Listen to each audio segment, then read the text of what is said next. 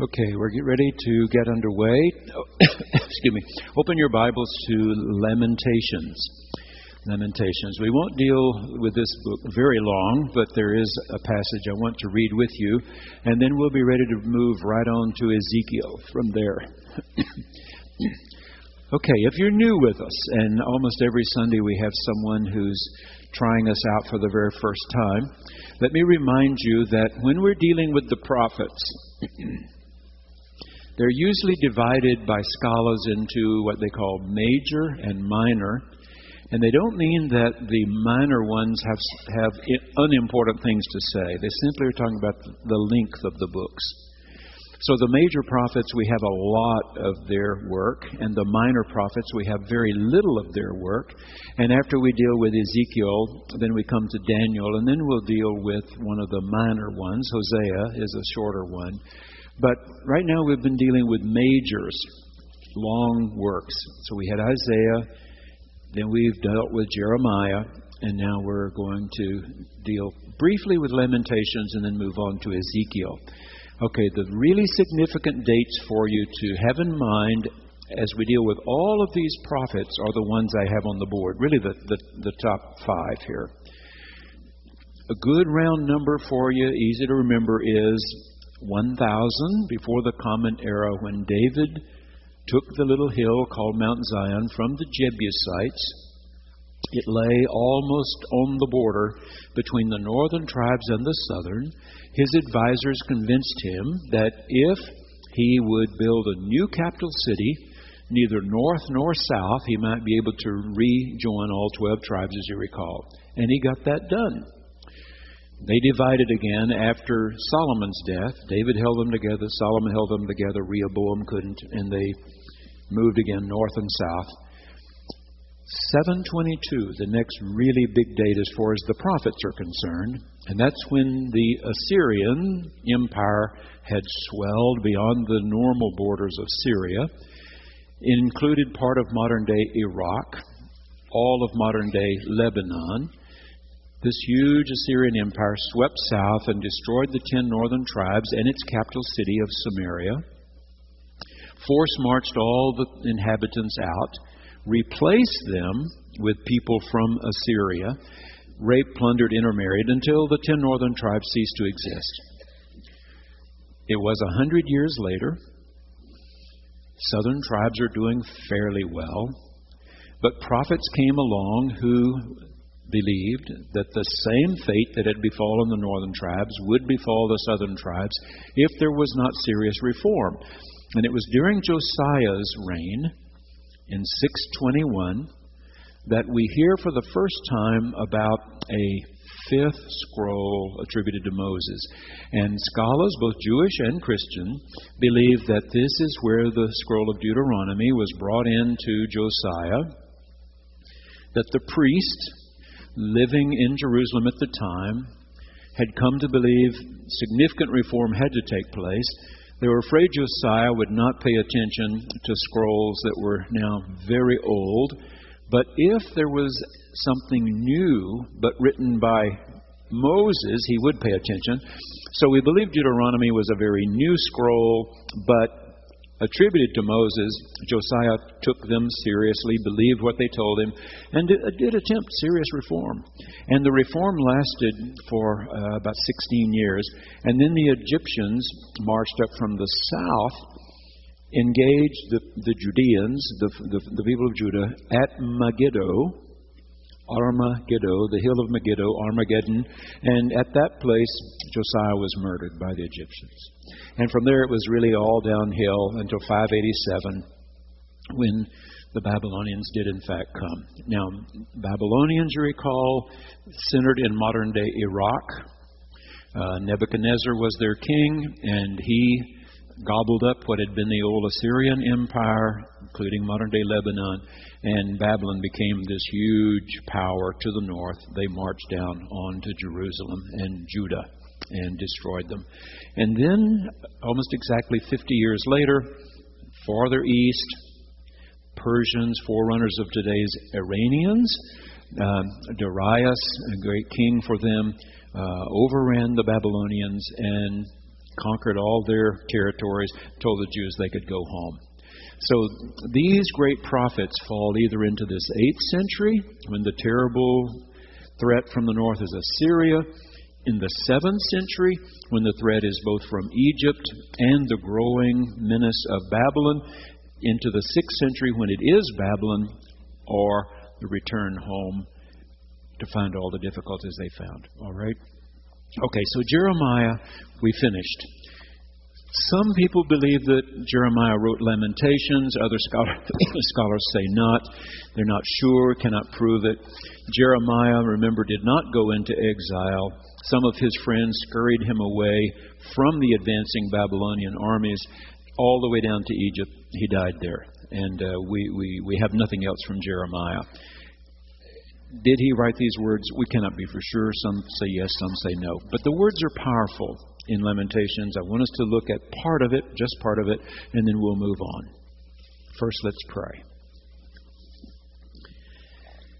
God, this book of yours is all important to us. You know that the Greeks and those Hebrews who lived in the old Greek Empire started calling it simply the book, the Biblos, and that it is the book for us as well. So we're looking for those places where we find things that are forever true about you and about us, and how we may relate rightly to you if we trust your mercy and your grace. We may rightly relate to each other if we do agape, if we put the other before self, if we put ourselves out for the well-being of the other. Bless our time together. Help us learn and help us re-give ourselves to the gospel we find in your all-important book. In Christ's name, amen. All right, Lamentations. Beautiful, sad words. The city has fallen, 587. The Babylonians came, laid siege to the city. Eventually, when food and water was running out, they would breach the walls, tumble them down. You've heard me say this so many times, but it's relevant to all these prophets who lived in that period, not to the 8th century ones, of course. Temple ransacked and burned, palace ransacked and burned, walls tumbled down, gates burned off the hinges, city absolutely defenseless. March the best and brightest away. So let's read here. How lonely sits the city that once was full of people. How like a widow she has become. Now stop there just a second. What were we told in the last book? Your name has been divorced. Your new name shall be married. Here this author calls them, Jerusalem, a widow. Not divorced by God because of their unfaithfulness, not remarried to God, but a widow, a grieving widow. She that was great among the nations, she that was a princess among the provinces, has become a vassal. She weeps bitterly in the night with tears on her cheeks. Among all her lovers, she has no one to comfort her. All her friends have dealt treacherously with her. They've become her enemies. Judah has gone into exile with suffering and hard servitude. She lives now among the nations. Many of them scurried away, didn't want to be rounded up and sent to Babylon, so they dispersed in a number of different directions. Majority were taken to Babylon, not everyone. She lives now among the nations and finds no resting place. Her pursuers have all overtaken her in the midst of her distress. The roads to Zion, remember Mount Zion, first place David started to build a new capital city. The roads mourn, for no one comes to the festivals. That would be Rosh Hashanah, Yom Kippur, Passover, etc. All her gates are desolate, burned off the hinges. Remember, her priests groan, her young girls grieve, and her lot is bitter.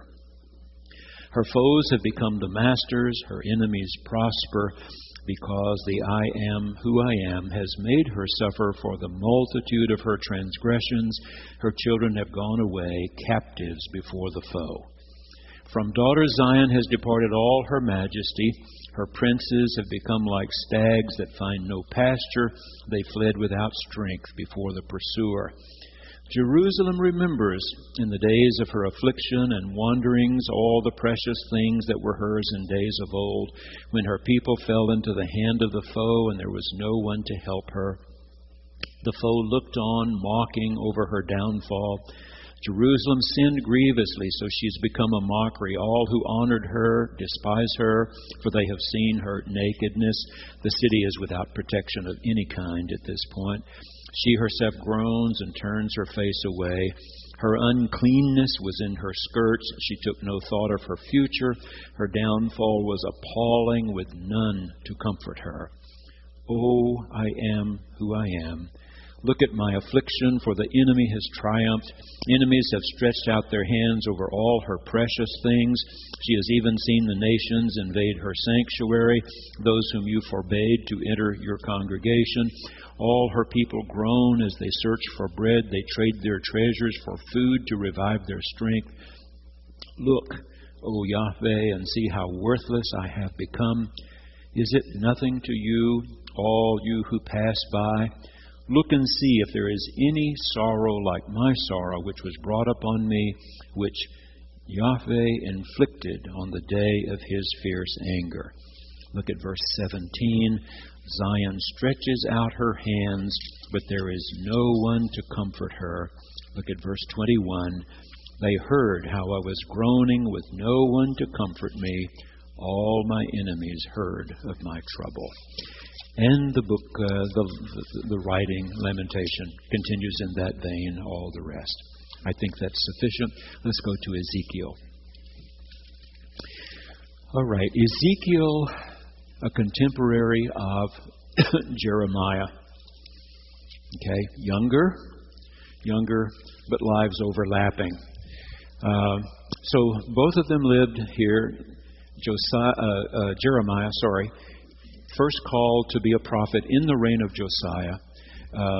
Scholars believe Jeremiah prophesied, and remember the prophets were they who saw what was happening, understood it. I've told you they wrote the editorial page, not the front page. Everybody sort of knew what was happening. The prophets tried to describe, what does this mean? What does this mean? So they both lived in the latter part of the 600s, but we believe Ezekiel was younger, where Jeremiah was scurried away by some of his friends and not allowed to go into Babylon.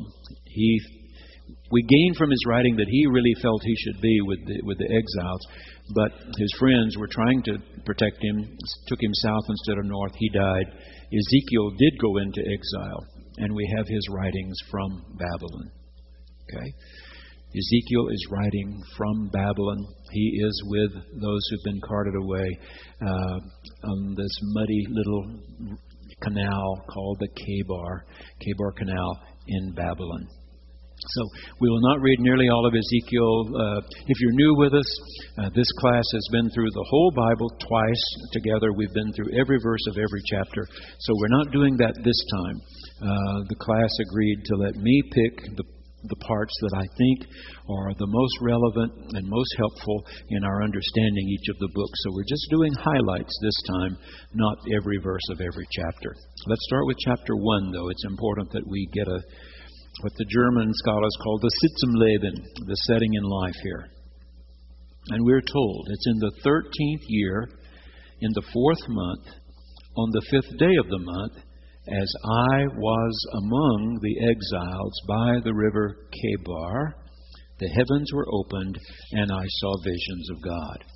So what Ezekiel is saying is, listen to what I have to say, read what I'm writing, because God has given this to me. Look at verse 3. The word of the I am who I am came to the priest Ezekiel, son of Buzi, in the land of the Chaldeans by the river Kebar, and the hand of Yahweh was on him there. Okay, I think it's important to note that it says he was the son of a priest. Because often priests and prophets were sort of at each other's throat. The priests were often those who maintained the status quo. And the prophets were those who were saying the status quo is not good enough. We need significant change. The prophets were seen most often as those who were right in the face of whoever was king, whoever was running the government in Jerusalem. They were saying, it's not right, it's not just, it's not fair. Serious reform must be undertaken. Now, even in Jesus' time, part of this same thing was true. The priests, by and large, belonged to the party called the Sadducees. And they had things going well for them. Because basically they had decided to get along with the Romans. And the established priests in Jerusalem were the ones Jesus was railing against. So Jesus was more in line with the prophets than with the priests. The Pharisees, who were often out there confronting Jesus, are the one group of Judaism in that first century that survived. Wednesday afternoon, I was having my monthly meeting of Jews and Christians in our dialogue group, and Sheila Mudd, one of the Jewish community, said again to a newcomer, we invited 3 new ones to join our group last fall, and they're still sort of catching up. One of these, a young women pastor and very capable young woman, but Sheila reminded her, all the Jews in this group are Pharisees. We all came out of the Pharisaic movement. And one of my professors kept insisting that he believed Jesus was a Pharisee himself, that these quarrels he had with the Pharisees were more of lovers' quarrels, if you would. He was trying to say, come on now, you know that you need to go a step farther, a step farther, a step farther. And he sometimes pushed them beyond how far they were willing to go. But the Pharisees, the Sadducees had things going well for them, so they didn't believe in life after death. The Pharisees were honest enough to say, there is so much in this world that is not fair, so there must be a time and a place where God finally makes all things right. And they had come to believe in the resurrection. You remember when Jesus' friend, Lazarus, died, and he rushed, it didn't go as fast as he could have, the Bible leads you to believe, finally got to Bethany, which is just 3 miles outside Jerusalem. You can't tell where Bethany leaves off today and Jerusalem begins. But anyway, this little village of Bethany, and one of the sisters rushed out to meet him. You remember, if you'd only been here, my brother would not have died, and so on. They finally get into a discussion. Do you believe in the resurrection, that he will live again? Oh, yes. Meaning, yeah, I'm a Pharisee. The thing that really tripped her up was when Jesus said, I am the resurrection. Remember? Okay. All right. Let's skip to chapter 33. I told you we're hitting highlights. Ezekiel had a lot to say, but I think still we can catch the most important things he had to say in just a few passages. He does have a way of sort of saying the same things over and over and over and over. So if you'll trust me here, I think right beginning with chapter 33, we get the heart of what he has to say. The word of Yahweh, the I am who I am, came to me. O mortal, speak to your people and say to them, if I bring the sword upon a land, and the people of the land take one of their number as their sentinel, and if the sentinel sees the sword coming upon the land, and blows the shofar, and warns the people, then if any who hear the sound of the trumpet do not take warning, and the sword comes and takes them away, their blood shall be upon their own heads. They heard the sound of the trumpet, and did not take warning, their blood shall be upon themselves. But if they had taken warning, they would have saved their lives. But if the sentinel sees the sword coming and does not blow the trumpet, so that the people are not warned, and the sword comes and takes any of them, they are taken away in their iniquity, but their blood I will require at the sentinel's hand. So you, mortal, I have made a sentinel for the house of Israel. Whenever you hear a word from my mouth, you shall give them warning from me. If I say to the wicked, O wicked ones, you shall surely die, and you do not speak to warn the wicked to turn from their ways, the wicked shall die in their iniquity, but their blood I will require at your hand. But if you warn the wicked to turn from their ways, and they do not turn from their ways, the wicked shall die in their iniquity, but you will have saved your life. Now let's say that as simply as we can. You and I can say it. What God is saying is this: I do have a people. He calls them Israel. Now the problem with that is that you and I are remembering when the north separated from the south, the north chose to call themselves Israel and the south called themselves Judah. And we know the north is gone, destroyed. And every once in a while, a Christian preacher comes along who says he is the head of the 10 lost tribes. He's found them, and he is the leader of the 10 northern tribes. There was a radio preacher out of California years ago that Garner Ted Armstrong and his son tried to make this big deal that they were the 10 lost tribes of Israel. Forget it. When they say lost, they were lost. They disappeared. There are no lost tribes of Israel. Gone. For 2,800 years. So it's a little confusing to you and me when they're still called Israel, because we know the northern tribes are gone. But that's the way it happened.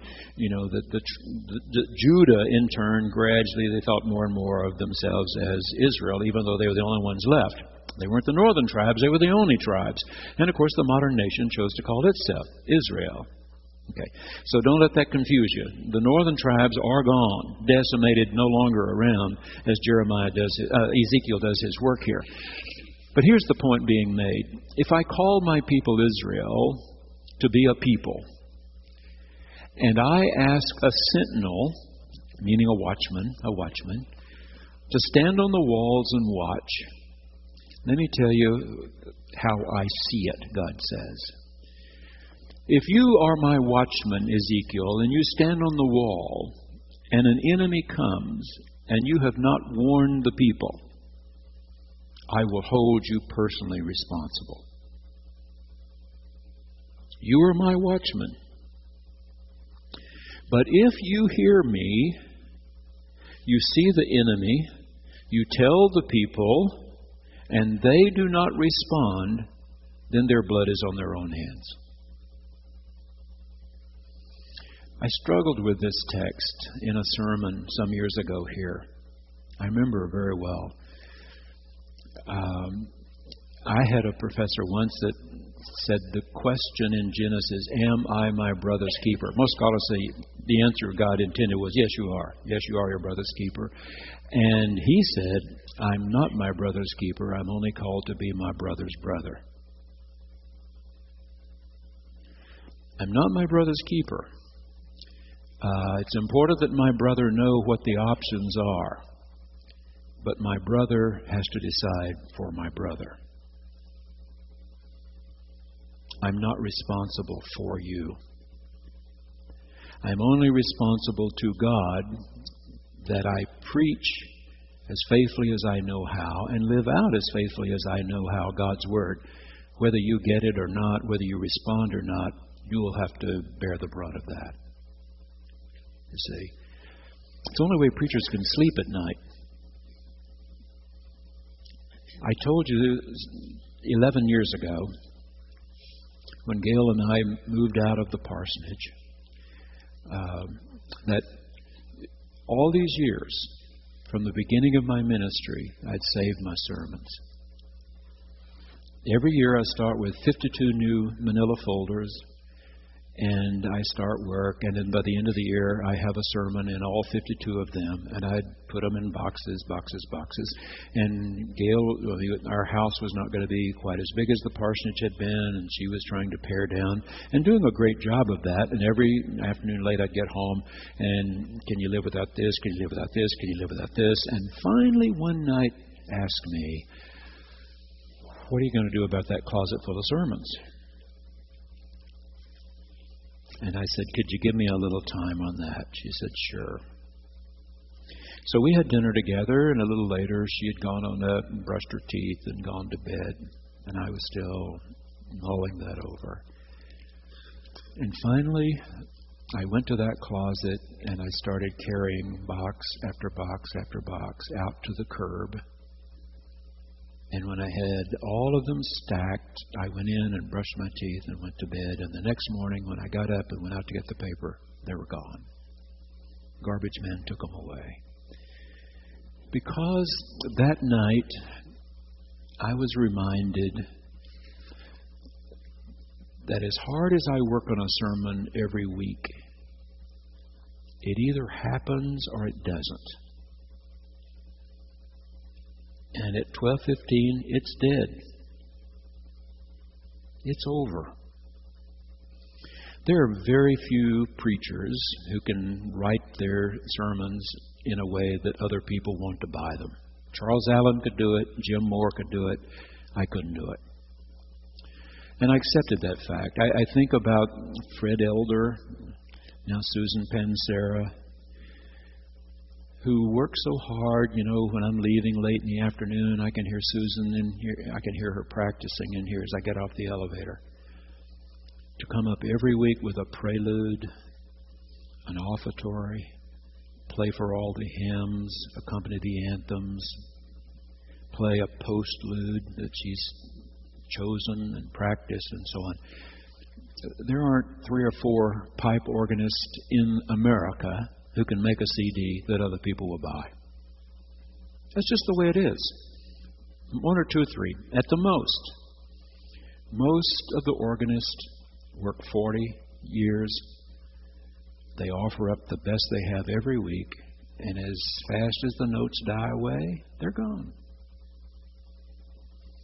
It's an effort offered up to God and to God's people, and it either did for them what it was supposed to or it didn't. But that person, I believe, I think Ezekiel is saying, is not held responsible for anything except, did you choose properly? Did you practice faithfully? Did you execute as well as you're capable of executing? If so, sleep Sunday night. Go to bed and sleep.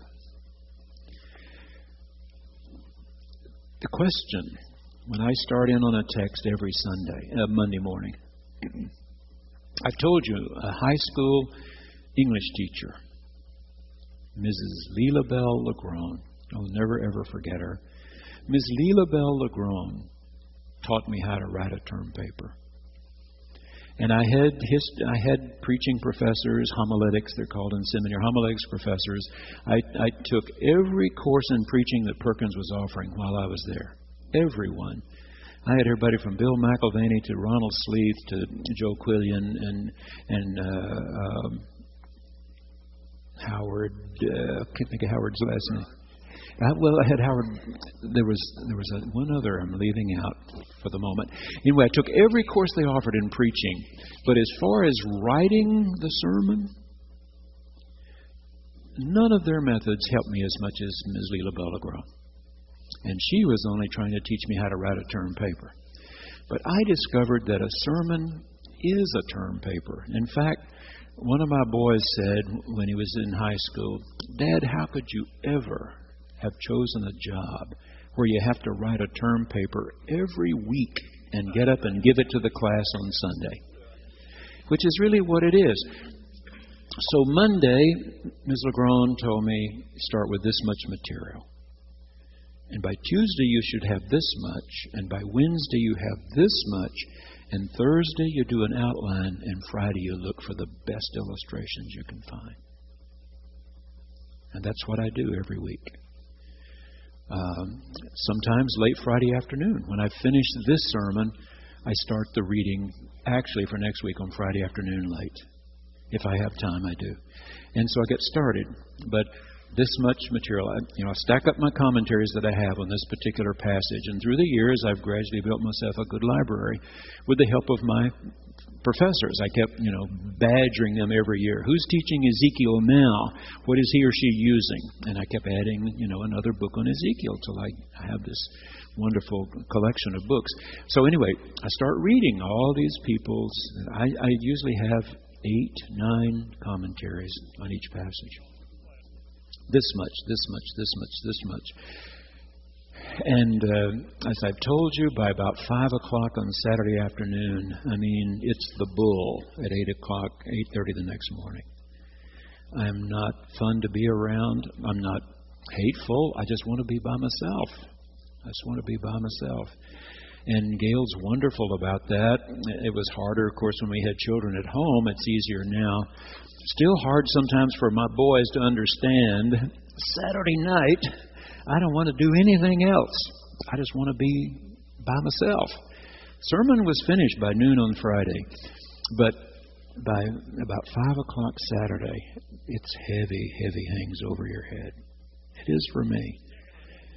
And all the way till bedtime, you know. Even if I've got a football game or a basketball game going on the television in the room where I am, I mean, I'm still saying point 1, illustration, point 2, illustration, point 3, illustration.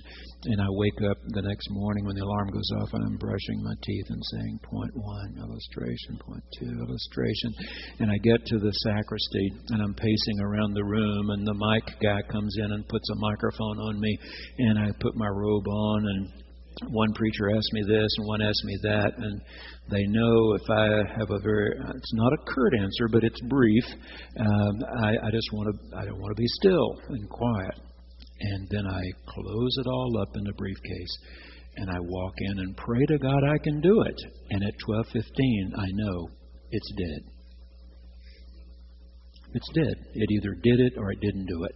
And I believe this passage really gets at that.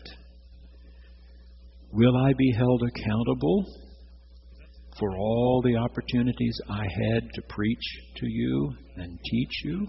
Absolutely. But whether you responded or not, you'll be responsible. You will be responsible. Did you hear it? Did you do something about it when you heard it? That's your responsibility. And so we do the best we can. We offer up the best effort we have. And some Sundays I drive to lunch with my family and I'm frustrated because I feel like it didn't quite happen. Doggone it, it didn't quite happen. And the other Sundays I feel better about, what happened, what I felt was happening, because I'm looking in people's eyes, the ones that sit close enough to me. I can see your eyes. And I can tell when you look bored. I can tell when you look confused. I can tell when you look disinterested and so on. Sure, I can tell. And so it frustrates me if I'm not seeing engagement and, that you're with me, you're participating, you're there where I am and so on. Or as Dr. Thomas Long, who did our Barton Clinton Gordy series some years ago, is professor of homiletics at our Candler School of Theology at Emory University, said, writing a sermon is sort of like being a spelunker, he said. On Monday morning, you start down this tight little hole. It's muddy and wet. And you see something that fascinates you. And so you scramble a little farther, and you see something else that fascinates you, and you scramble a little farther, and you realize you haven't been this far before, and you go a little farther and a little farther, and suddenly, oh no, it's Sunday. And I've got to report to my congregation what I have found in the cave this week. And so you scramble out of the cave and do the best you can to describe to people who've not been in there with you that week what you think you found. But I remember the first time a friend of mine, a real, contemporary, a peer, became a district superintendent. I'd had district superintendents. I'd never had a close friend who'd been one until that happened. And so after 1 year of his being one, I asked him, what's that been like? And he said, I think the biggest frustration has been that I have now heard every preacher in my district preach. And I didn't tell them when I was going to show up. I made out my own schedule, and I told no one what it was. They knew I was moving around the district, but nobody knew when I'd show up next. I've now heard them all. And he said, I think the fact that they knew I was coming sooner or later, I could see evidence that everyone had worked. But I heard only 3 in my whole district who had a sense of, there's something I need to say to you this morning. There's something I need to say to you this morning. I felt the others were just going through the motions. Now, a passage like this, you see, haunts us, preachers, because we're supposed to be standing on the wall looking. And what do we see approaching? And do we tell the people what we see and describe it as meaningfully as we know how, so that they have opportunity to respond? How they respond, they will have to deal with. Okay? Chapter 34, verse 11.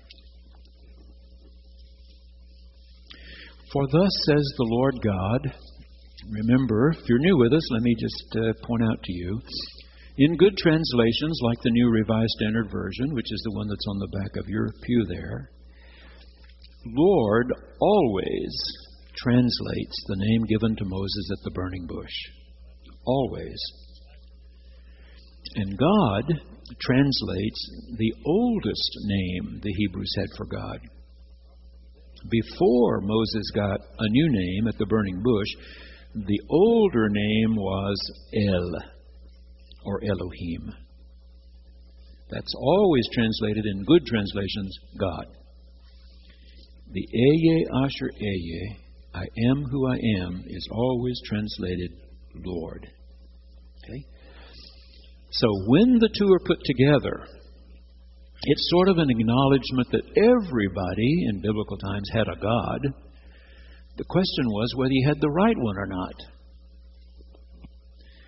For thus says the Eye Asher Eye Elohim, I myself will search for my sheep and will seek them out. Remember, they've been scattered by the wolf, by Nebuchadnezzar and his Babylonians. Some were rounded up and force-marched to Babylon. Others fled as quickly as they could. God only knows where all they've gone. The kings were supposed to be good shepherds. The priests in Jerusalem were supposed to be good shepherds, but so often they were not. The kings almost never. So Ezekiel, living in exile in Babylon, in these little hovels along the Kebar Canal, hears God saying, one day I'll be the shepherd myself. Okay, that's what he's saying. I will search for my sheep and seek them out. As shepherds seek out their flocks when they are among their scattered sheep, so I will seek out my sheep. I will rescue them from all the places to which they've been scattered on a day of clouds and thick darkness. I will bring them out from the peoples and gather them from the countries and will bring them into their own land. Now notice here, this is a man who dares to speak of sunrise at 2 a.m. It's still pitch black, so to speak, in Babylon. There is no light shining yet, except in this heart of Ezekiel. God is saying, the day is surely coming when I will gather my people again. I will bring them into their own land. I will get them back to Judah. I will feed them on the mountains of Israel, their homeland, by the watercourses and all the inhabited parts of the land. I will feed them with good pasture, and the mountain heights of Israel shall be their pasture. There they shall lie down in good grazing land. Look how much that's like the 23rd Psalm. The Lord is my shepherd, I shall not want. He makes me to lie down in green pastures. He leads me beside the still waters. Okay. The mountain heights of Israel shall be their pasture. There they shall lie down in good grazing land. They shall feed on rich pasture on the mountains of Israel. I myself will be the shepherd of my sheep. I will make them lie down, says the Eye Asher Eye Elohim. I will seek the lost. I will bring back the strayed. I will bind up the injured. I will strengthen the weak. But the fat and the strong I will destroy. I will feed them with justice. Finally, my people will be treated fairly with justice. Let's skip to verse 20, same chapter, verse 20. I think that's where the thought really continues for you and me. Therefore, thus says the Eye Asher Eye Elohim to them, I myself will judge between the fat sheep and the lean sheep. Because you pushed with flank and shoulder and butted at all the weak animals with your horns until you scattered them far and wide, I will save my flock. They shall no longer be ravaged. I will judge between sheep and sheep. Okay, he's talking about bringing some into this beautiful green grass and living, flowing water, and others who will be judged. But that's not your job. I'll do that myself, God said. I'll judge which ones. I will set up over them one shepherd, my servant David, and he shall feed them. Now, of course, we're 500 years after the David. So obviously he believes one day a descendant of David will be restored to the throne in Jerusalem. It didn't happen. But you can see how gospel writers who know now not only the life and death of Jesus, but his resurrection also, see him as being that shepherd. It doesn't mean Ezekiel knew about Jesus of Nazareth, but he knows the heart of God.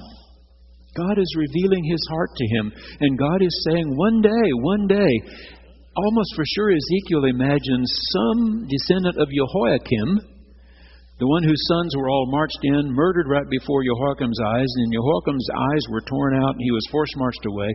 Ezekiel probably envisions that blood kin. The gospel writers would go all the way back to David, trace it all the way down to Joseph, to try to show that Jesus is the one.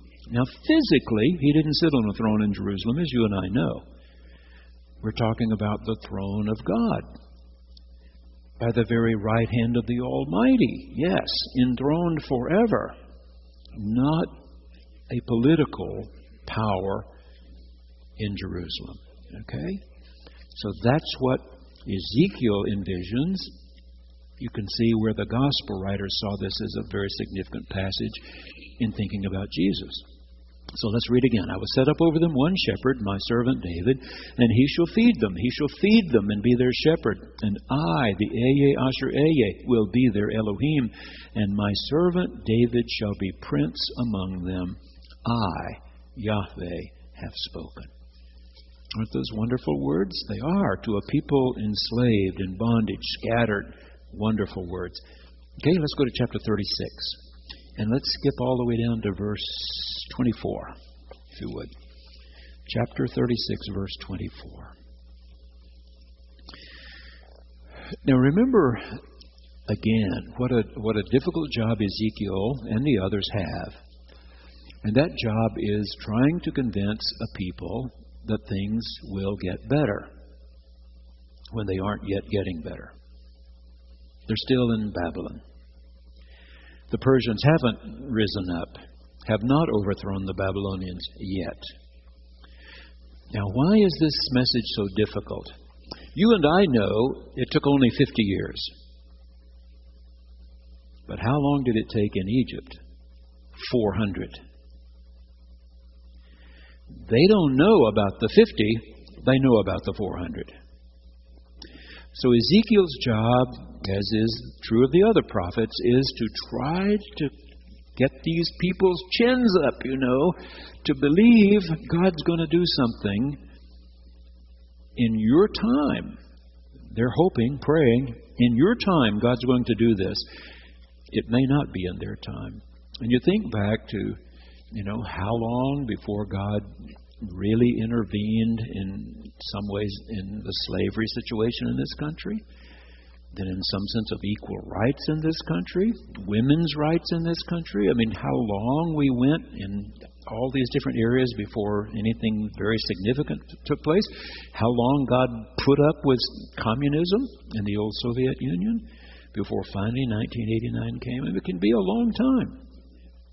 And so to be that voice who's crying out into the 2 a.m. darkness, sunrise is coming. Okay, let's look again here. Verse 24. A powerful, positive word before it happens. I will take you from the nations where they've run, gather you from all the countries, and bring you into your own land. I will sprinkle clean water upon you, and you shall be clean from all your uncleannesses, and from all your idols I will cleanse you. A new heart I will give you, a new spirit I will put within you. Remember, spirit is ruach, same that God breathed into us at the beginning. Now a new ruach I will put within you. I will remove from your body the heart of stone and give you a heart of flesh. I will put my ruach within you and make you follow my statutes and be careful to observe my ordinances. Then you shall live in the land that I gave to your ancestors, and you shall be my people, and I will be your Elohim. Okay? Those powerful, positive words? They are wonderful. Let's go to chapter 37. If we just mentioned the name Ezekiel, this is the passage you'd probably think of first. And it's wonderful, of course. It's a powerful, powerful passage. Ezekiel, again, speaks as if he can physically be removed to some other place, but he means, of course, in his heart, in his spirit, he's swept away. He's still there in Babylon along this muddy little canal. Okay, ready for 37? We'll start with verse 1. The hand of the I am who I am came upon me, and he brought me out by the Ruach of the Lord. And remember, that's been shortened as Ehyeh Asher Ehyeh to YHWH, or Yahweh. I know next year when Dr. Walter Brueggemann comes to give our Barton Clinton Gordy series, from his writings, that's what he prefers to use almost always in talking about God, is Yahweh. So you'll all know about that. Okay. So by the Ruach of Yahweh, and set me down in the middle of a valley. Now, it doesn't mean physically this happened to him. In his heart, in his spirit. This valley was full of bones. He led me all around them. There were very many lying in the valley, and they were very dry. Now that means, of course, there is no sign of life. They have been bleached by the sun. They've been dead a long time. That's the point. He said to me, Mortal, can these bones live? I answered, O Ehyeh Asher Ehyeh Elohim, you know. Meaning, I don't know, but I got a feeling you know. Then he said to me, Prophesy to these bones, and say to them, O dry bones, hear the word of the Lord. You ever heard that old spiritual? I was sent by my district superintendent to Centenary College. I already had a dorm room reserved at SMU. He said, we don't have time for you to go to Dallas every week. You're going to Shreveport. Because these two little churches are just 25 miles from Shreveport. You're going to Shreveport to Centenary College. And I didn't want to go to Centenary. I'd never seen Centenary. I knew it was little. My mother and father talked about big SMU. I drove over to Shreveport. And they assigned me to a faculty advisor, and this fellow started writing down what I should take, and he said ROTC, and I said, wait a second. ROTC? I'm a theology student. I intend to be an ordained United Methodist minister some year. I'm not subject to the draft except in time of war. Well, they said, we're a small campus. We only have 1,000 students. Every year we admit 250, 125 male, 125 female. We cannot have an ROTC program if we do not require it of every male student. You'll take ROTC. I said, I'm pastoring 2 little churches. I told him what the district superintendent said I had to do: go to college 5 days, visit my parishioners all day Saturday, write a sermon Saturday night, preach twice Sunday morning, Sunday afternoon write another sermon, preach it to the bigger church at 7:30, go back to college the next morning. I don't have time to march up and down a parade field. He said, if you go to Centenary, you'll take ROTC 1 year. I said, you mean sophomores don't have to do this? No, he said, just freshmen. I said, I'll see you next year. And so I got in my car and I drove to my hometown. The head of the music department in this small junior college had offered me a scholarship if I would sing in a small select choir called the Singing Collegiates. And I drove up at this little junior college and said, is that scholarship still available? And he said, absolutely. I said, what does it pay now? It pays tuition, fees, even books. I said, I'll sing for you. And so I was one of 2 basses who were on scholarship that year. And one of the songs we sang was, them bones,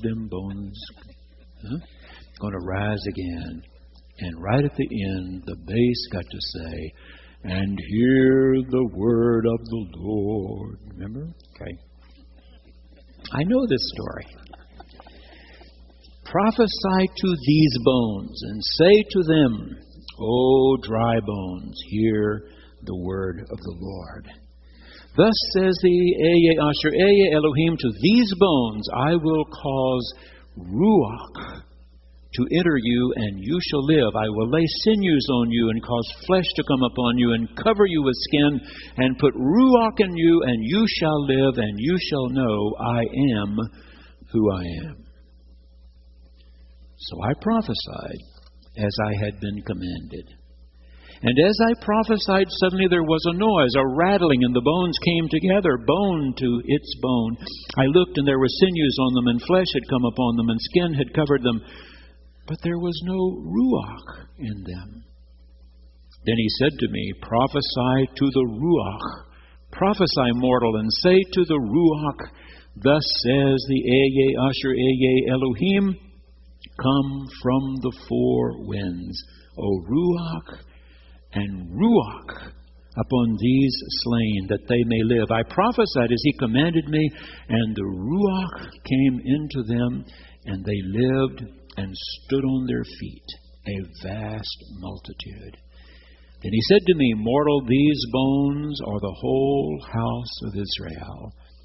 They say, what they say is, our bones are dried up, our hope is lost, we are cut off completely.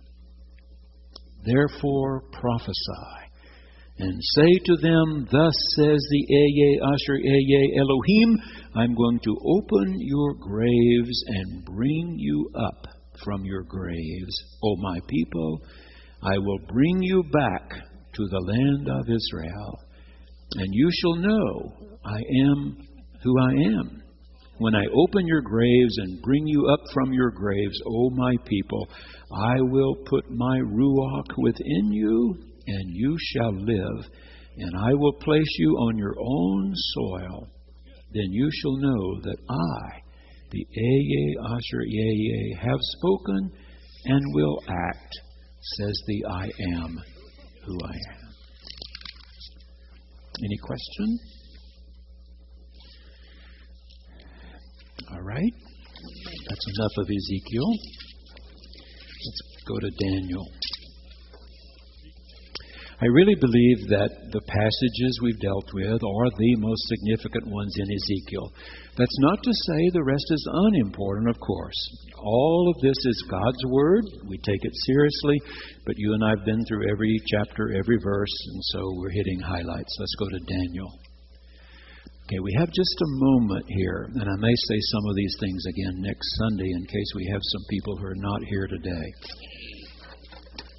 This book and Revelation have caused more problems than the other 66 books combined. They have. And the reason being is that both of them are written in a language called apocalyptic. And apocalyptic, strangely enough, is supposed to mean something revealed. And the truth is, it hides. It hides. The big difference between our scholars, and by that I mean not only United Methodist, but the mainline denominations. I mean, if you were to go to Princeton and Harvard and Yale Divinity Schools, along with the 13 United Methodists and others, they will tell you that what's being taught at Dallas Theological Seminary, across the city from Perkins at SMU, one says, and Dallas Theological Seminary produced Hal Lindsey, who wrote Late Great Planet Earth. Okay, that one says that the book of Daniel was written to tell Israel what was going to happen the next 500 years. But you need to go ask Rabbi Sherman and Rabbi Fitzerman about Daniel, and they will say, well, look in our Bibles. The book of Daniel is right at the very end, because it's one of the last books written, not first, not even in the middle. It's one of the last. And it's not trying to tell you what's going to happen for 500 years. It's looking back over 500 years.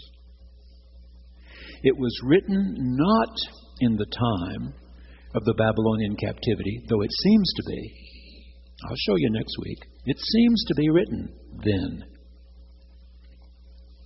But good scholars, both Jew and Christian, study words. I've told you how important words are as they come into a language and go out of a language. And that good linguists can tell you when words came into a language and when they go out of a language. New words are added to the Oxford Dictionary every year. Others are dropped out as now being archaic. Nobody's using them. Dr. Bruce Metzger, when he was here as our Barton Clinton Gordy presenter, told you that 34 scholars took 17 years preparing the New Revised Standard Version of the Bible. And he also told you when they finished their work, they all had to admit there were still more than 1,000 words in the Hebrew Scriptures whose meaning they had not a clue. Because as the stories were told around campfires for hundreds of years, the Israelites bumped up against the Hittites and the Moabites and the Perizzites and the Ammonites and all these others, and a word would come in to their usage, and then it would leave again. And a word would come in and then leave again, and a word would leave again. You remember one of the stories he told us that week was that they had one of those more than 1,000 words. They didn't know what the meaning was. And a new archaeological dig at Bet Shean, by the way. They were digging down in the ruins of Bet Shean, and they found a little box. Now, he said one of these words that they didn't know the meaning was Pim. We would write it P-I-M, Pim. It described a sword of one of the kings. And he said, we thought all this time it had something to do with how long it was. It's definitely boastful. So many Pim. Well, he said, here was this tiny little box. And when it was unearthed after hundreds and hundreds of years, and they opened it, by George, inside there were little tiny weights. And one of them was engraved Pim. A Pim wasn't how long, it was how heavy. It wasn't how long the sword was, it was how heavy it was. And so he said, we found one more word. We still have more than 1,000 we're working on. Now, the reason I point that out is that the best of Jewish scholars and the best of our Christian scholars say Daniel was not written in the Babylonian captivity. It isn't a book of prophecy telling you what's going to happen. It's a book that's looking back and telling you what did at a very difficult time after the time of Alexander the Great, when his generals carved up his territory and were making life absolutely unbearable for the Jews.